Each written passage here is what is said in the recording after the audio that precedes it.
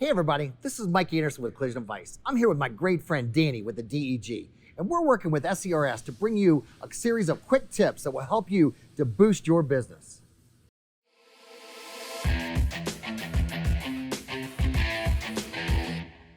Working with the DEG, I see a ton of estimates coming through.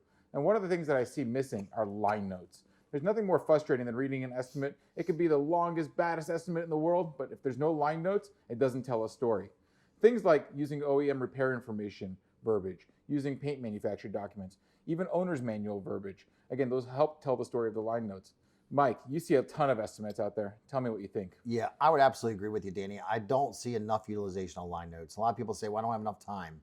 But then you got all these back and forths. If we use line notes up front, I feel it cuts down on the phone calls. That's why I like to use dual monitors, right? If I'm using a dual monitor, what I can do is I can take and say I have my OM repair procedures on this monitor, my estimating system here, and I can right click and copy some information from the OM manufacturer and put it as a line note. Or maybe I have a paint manufacturer's document. I copy, paste the information right as a line note.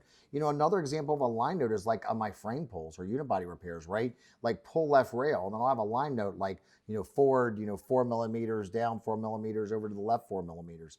Another example of a line note might be why you had to remove and install something like R&I rocker cover, line note, would say an order to access to set vehicle up on frame machine. Absolutely. So I think line notes are absolutely critical. And I also know that like in CCC that, they've got what's called predefined line notes. I really love that feature because there's a lot of line notes that I use over and over again, like, R&I within 12 to 18 inches for welding, right? And so I want to take and just reuse that over and over again.